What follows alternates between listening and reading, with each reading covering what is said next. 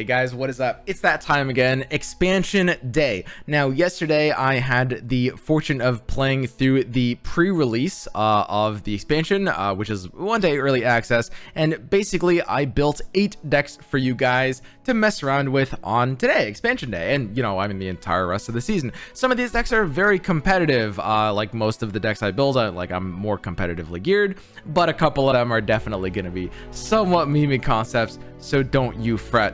As always, if you want to have any of these decks for yourself, as long as watching the video, you can also check in the pinned comment below, where that's where I'll be linking my site, where it's up to date with all the decks that you'll find, and you can import any of this decks in this videos in through the codes if you check through the pinned comment.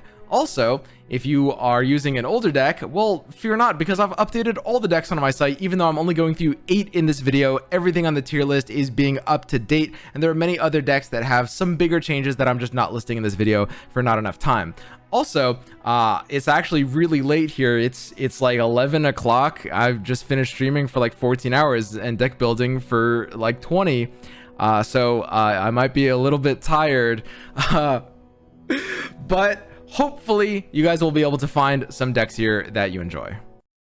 All right, so let's go ahead and jump right in. This is the site tier list that you can find in the pinned comment under the video.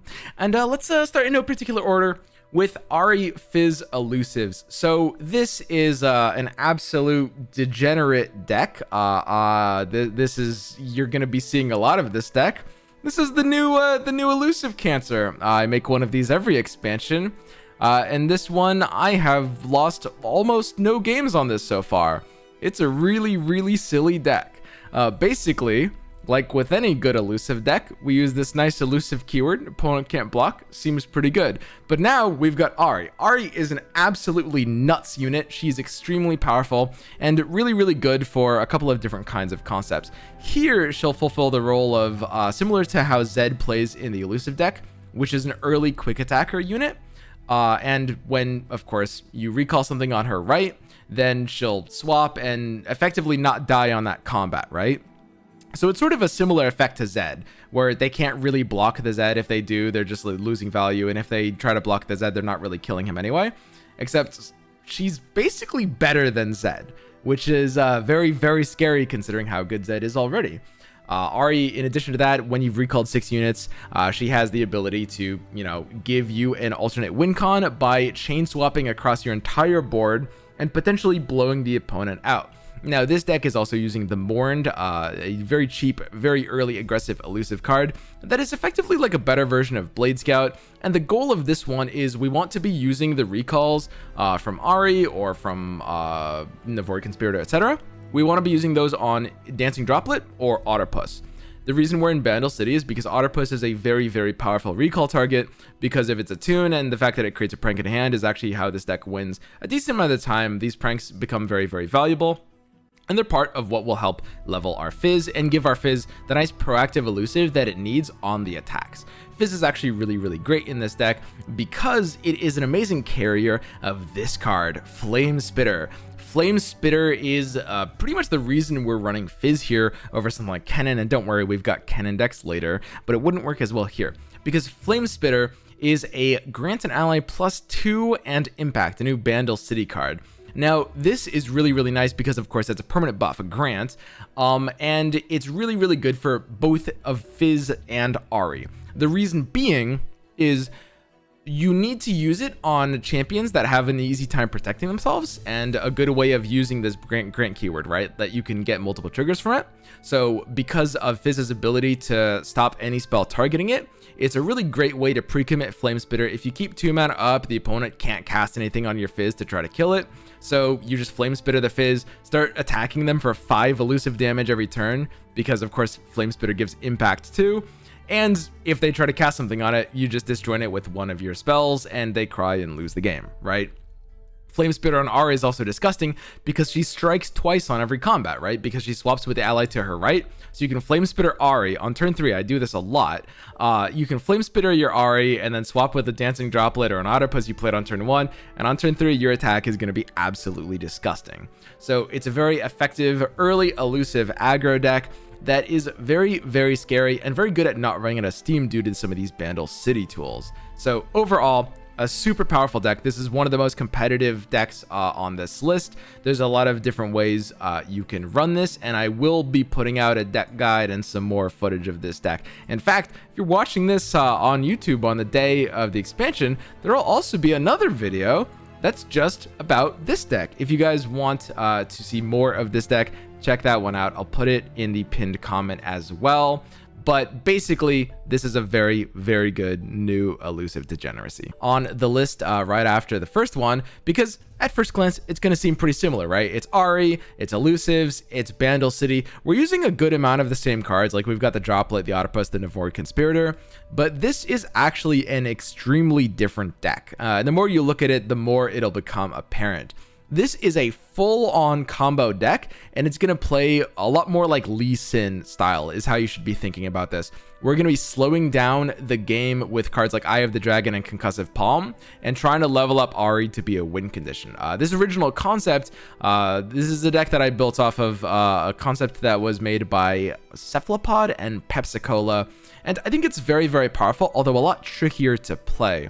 Now, the reason that this deck works together is because of Kennen's Mark of the Storms. These, especially with the recalls you can use on Kennen, are insanely efficient triggers for cards like Eye of the Dragon. You're going to be getting your Dragonlings basically every single round because you're just going to have these free spell triggers, even when the Mark of the Storm isn't really doing anything else, right? You're going to be getting really, really good spell triggers, and it's always going to be, you know, a competition of kind of like hanging in there and just kind of like, you know, you're always feeling like your opponent has the board and you're just kind of like barely staying alive with your Dragonlings and your Concussive Palm until your Ahri is leveled and you just win the game with one punch. Ahri chain flipping across your entire board with the quick attack and just swapping all 6 units. It's really, really powerful when that goes off. It's a super strong ability. And yeah, that's the concept of this deck. So definitely I would recommend this deck for anyone who enjoys these kinds of like combo heavy playstyles like Lee Sin. I think this is a very powerful deck, but ideally you'd have to be a very good player to be able to expect those results from it. I probably wouldn't recommend this if you're just trying to get early wins as a player who's kind of like picking up the game for the first time. All right, deck number 3. This is Pantheon Taric Rally. Now, Pantheon, one of the new champions, is a pretty powerful champion if you can get his level up there. He's really, really solid, not quite as competitive as Ahri, but there's a lot of different ways to build him. You can build him with Demacia, with Noxus, maybe with Riven or something, and a third way, which you'll see later in this video. But this is probably the most standard core for Pantheon. Good old Pantheon with Demacia, where we have a lot of triggers that are going to be able to buff these faded units. Taric is going to be a really good way to close the game out. When you use a rally on Taric, like Aegis or Relentless Pursuit, you can attack 3 times on the same turn, which is very, very disgusting. And Chain Vest is actually very good in this list. I know that Chain Vest is seen as the non-competitive card in a lot of ways in the past, but being able to be a 1-mana combat trick that also buffs your faded cards +1/+1, that also gives tough, that can proactively give tough with Taric, which sounds like a meme because I know Taric's attack already gives tough, but Chain Vest will double that up into a grant, which will trigger an extra target and will also be a level up trigger for Taric and give it on both units. There's a lot of value that Chain Vest provides to this deck. Overall, a pretty standard Demacia Rally shell that has a top end of Pantheon and abuses this absolute monster of a card, Wounded White Flame. You're going to be seeing this card a lot in the coming days or weeks or months. I don't know, but this card is crazy. This card is basically not okay. Like we knew this card would be ridiculous, but it's somehow even more ridiculous than we thought. The combination of a 3-mana 2/4 that grows every time you target it and every time it kills an enemy unit is absolutely insane. And when you combine it with either Overwhelm or Rallies, this card is just a gargantuan, and in this deck it's a really great way to just provide value, and you'll always have board presence for rally. It's a great buff target for Taric as well. Overall, I expect this deck to be pretty competitive. I don't know if this will be the best way to run a rally archetype. It's an easy deck to get into if you're looking for a Pantheon deck that will perform pretty well, or trying to make a Taric deck work for the first time. I would definitely recommend this deck. This is going to be a pretty good starting point, fairly straightforward to play, and the deck is going to do very well. Deck number 4. I figure at this point, let's go ahead, get the last new champion up in here. This is Rumble Discard Scion, Mecha Yordles Rumble. And the idea behind this deck is really straightforward. I mean, we have some new discard package in the form of Rumble, Electro Harpoon, Scrap Heap, Squeaker, and Bilge Rat Rascal. A lot of new Bandle City discard cards. This one is running them in a kind of Scion Draven package, although the twist is we're only running one Scion as our top end. Overall, this is definitely not the most competitive list. Mecha Yordles I don't expect to be great, and Rumble is unfortunately the weakest of the 4 new champions, but it's still a fun deck. It's a solid way of playing, around with the new Rumble package and the Mecha Yordles. If you want to run more Mecha Yordles, this is one of the ways to do it. Some of them can actually have some pretty funny high rolls, like the Mecha Yordles themselves are pretty powerful if you get the right ones. And there'll definitely be experimentation on different ways to build Rumble. You can build Rumble with cards like Jinx. You can build Rumble in like an all-in combo that uses Mo was playing a deck which was using Flurry of Fists and Might and just trying to go for an all-in combo that was just OTKing on turn 5, which is hilarious.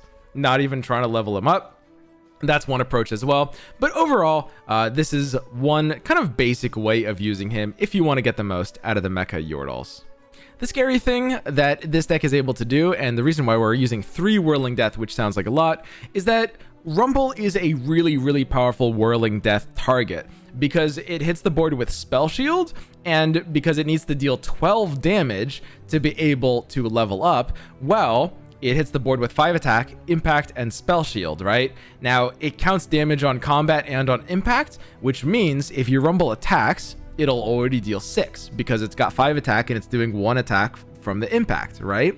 If you use Whirling Death on your own combat, well, then it's dealing exactly 12. The impact is actually going to trigger twice because it'll trigger off of the Whirling Death strike on your attack turn, and then you're going to attack twice, and it's going to deal exactly 12 damage, and it will level up immediately on potentially the first attack. And those are the hands that make Rumble the scariest. So Whirling Death is a really important part of Rumble's combo here. Overall, if you're looking for, kind of like a meme deck, something that, is able to use all these new Mecha Yordle cards, because there are a ton of them, then this is the deck for you. All right, deck number 5. So I didn't really want to post this deck.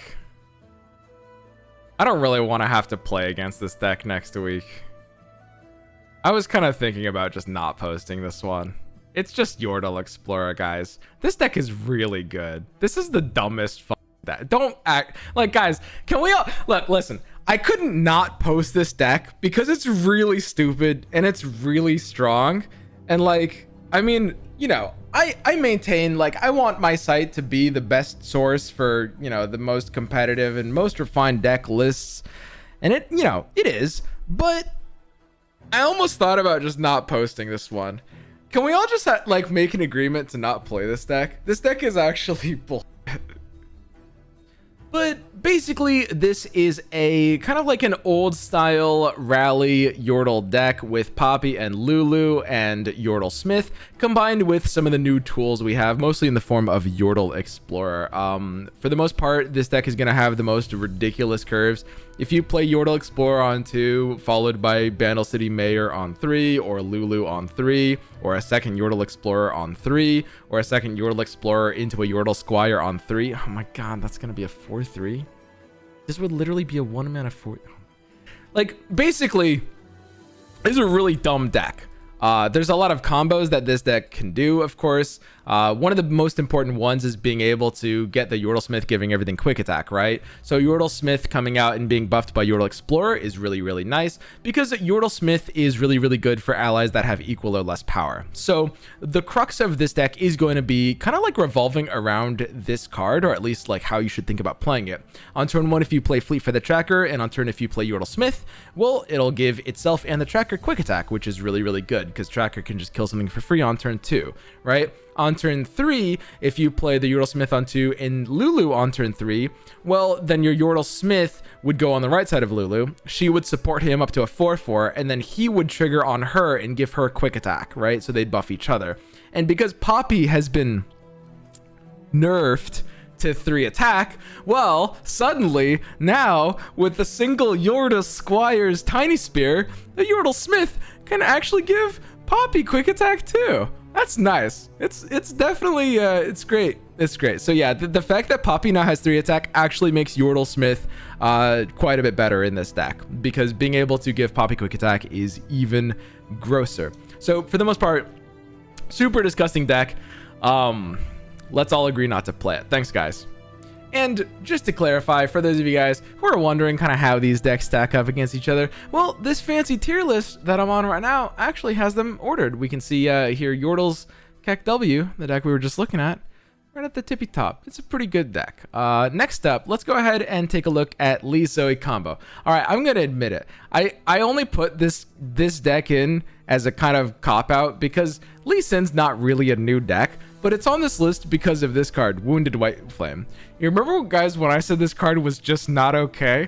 All right, I'm gonna reiterate. This card is just not okay. This card is crazy. Slap this shit anywhere. It is so ridiculous in so many Targon. Basically, every Targon deck wants to run this. I can't think of one that doesn't. In Lee Sin deck, a deck that, you know, shouldn't really be that interested in just like the raw beef of this card, it provides a really, really insane alternate win condition.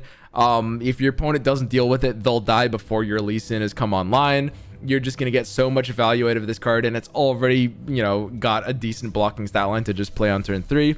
So just slapping this shit in Lee Sin is absolutely fine.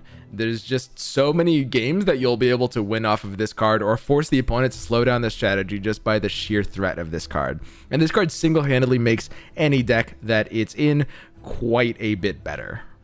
But, you know, Wounded White Flame aside, Lee Sin Zoe is a deck that just got a lot better right now. The core concept of this deck is really simple. It's an all-in combo deck. I sort of mentioned it was sort of similar to the Ahri Kennen deck before, and the idea is you just stall out the opponent. It's actually a very, very unique playstyle. Very difficult to play, but extremely rewarding for anyone looking for a combo game plan that you're trying to protect. Very spell heavy, as you can see, and very much built around being able to pull out Eye of the Dragon from Gifts from Beyond. Of course, Gifts from Beyond can pull it with Crescendo, the weapon, and that'll be how we're winning a lot of the time, off of Zoe combos, off of staying alive until our Lee Sin OTKs the opponent's board with the Overwhelm from Zenith Blade.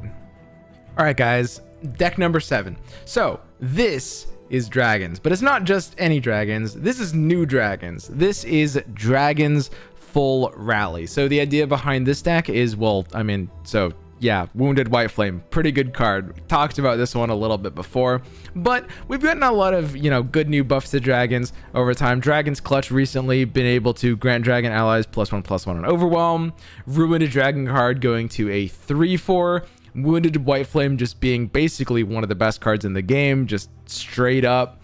And now, with rallies being in a better state than ever, Taric being able to clone anything that targets him, including Relentless Pursuit, well, suddenly the idea of dragons wants to be, I think, a lot more aggressive than before, especially with Wounded White Flame. So we're going to, instead of be going with ASOL and slowing down the game, we're going to be going a lot more aggressive.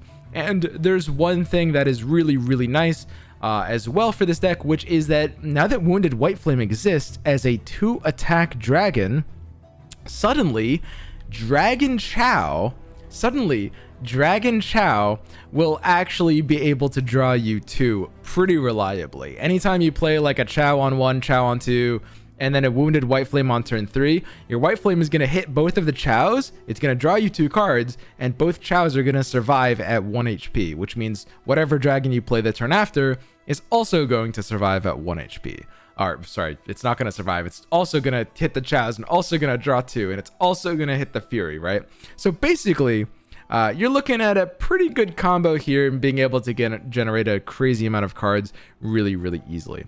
Overall, it's a different take on the idea of rallying. Right now, you guys might have noticed, if you've looked at some of the decks on this list, rallies are very, very, very, very good right now. Demacia, second best region in the entire game.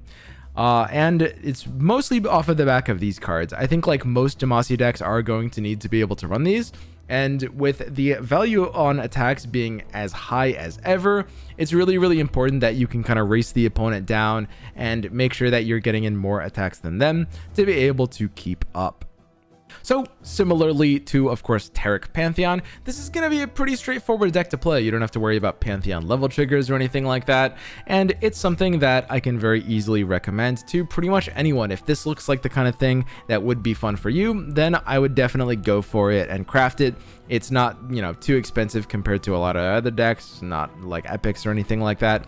And for the most part, it's not going to disappoint. It's an easy, straightforward deck. And that brings us to our 8th and final deck. A deck that, well, we're going to have to scroll a little bit down to be able to find. All right, guys. And I bring you a deck that I talked about a week ago on stream. And don't worry. If you haven't seen this deck in action, you'll see this deck on the YouTube channel soon enough. And that is my Mask Daddy deck. All right, guys. This deck is an absolute meme. Don't actually play this deck, but it's really, really funny, and there's a lot of cute tricks that this can do. So the concept of this deck is basically Mask Mother. You can do a lot with Mask Mother Pantheon. This deck is obviously built around turbo flipping Pantheon and being able to get value out of this. So let me just rattle off the combos with this deck, all right? Fading Memories is a 0 mana faded trigger. I can just literally combat trick my Saga Seeker on turn 1 if I want to, which is really hilarious when the opponent isn't expecting it. But it's also helping us turbo flip Pantheon because this deck can flip Pantheon, well, technically as early as turn 5, but reasonably around turn 7. It's very, very, very cute combo. Now, Mask Mother, it allows you to eat a faded unit, which allows you to regain the faded keyword, which will be retriggerable again on the same turn. And oftentimes, you can chain Mask Mothers together if you have like Mask Mother into Fading Memories, into the Ephemeral Mask Mother, into the original non-ephemeral Mask Mother. Well, that's really good too, because Mask Mother doesn't absorb the ephemeral keyword, right? Which means that you can basically chain together big stats using Fading Memories to get more triggers of Faded and end up with a big non-ephemeral unit at the end. Mask Mother also can turn any temporary buff, any temporary keyword or buff, and make it permanent, because it just gives it, it grants it the stats, right? So you use that with Ayula. Ayula gives it Spell Shield and Overwhelm this round, and Mask Mother will make those permanent. Of course, the Spell Shield will go away when it gets popped off, but it won't disappear at the end of the round, right? The same for Song of the Isles. Mask Mother can eat anything you give Lifesteal to with Song of the Isles, and then it won't absorb the ephemeral keyword.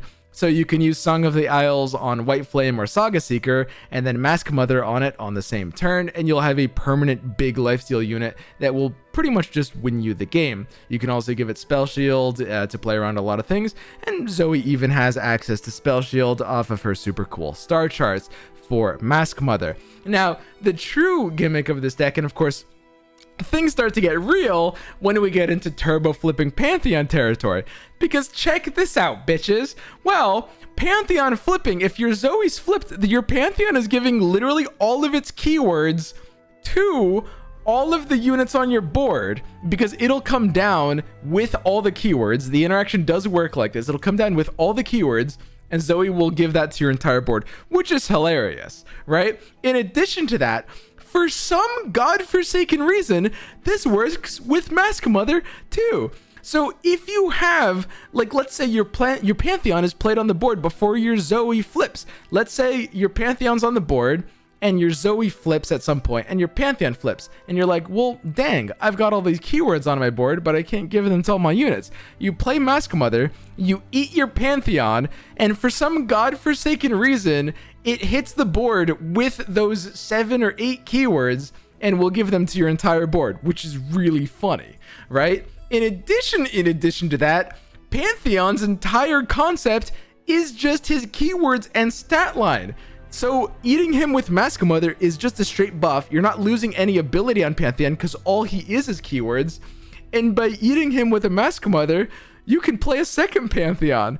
Because Mask Mother will basically +2/+2 your Pantheon, re-enable the trigger for Faded, and then you can just play a second Pantheon from your hand, in addition to the Mask Mother, which is basically already a first Pantheon on your board because it still has all the keywords, and they're still all permanent. Basically, there's a ton of really funny combos this deck is going to be able to do. It's actually hilarious. I love this deck so much. And by the way, we're finishing with Atrocity, of course, because you often end up with literally like a 15+ attack unit after all of this is said and done. There's a lot of really dumb combos that this deck excels at. This is not a competitive deck, if you guys couldn't tell, but I love it to death, and I had a ton of fun with this, and I can't wait for you guys to actually see some of the highlights from this deck that should be, I think, on the channel tomorrow. It's such a wild deck. And that's it. These were my 8 new decks for the new expansion. I hope you guys found some stuff here to try out that you might like, whether you prefer memes or whether you're a competitive player, anything that you could be good for. And I'll end this by reminding you guys that, hey, I've been doing this new thing with YouTube premieres. If you're watching this video in the morning when it's premiering, well, I'm actually starting my Twitch stream right after. I'm starting it right now. There's a little me in chat. Oh, hey Swim. Oh, what's this you say? Oh, you can head over to twitch.tv/swimstream and watch you play with all the new cards and mess around with some other new decks. Oh, that's very interesting. Well, let's go ahead and head over there, guys. I will see you guys there as we get down and ready for this new expansion by refining these decks and trying out even more concepts. Let me know if you guys have any concepts that you want to see me try or improve, and tell me if you're coming from YouTube. I always really appreciate seeing that in my chat. All right, guys, that's it for me, and I will see you guys next time.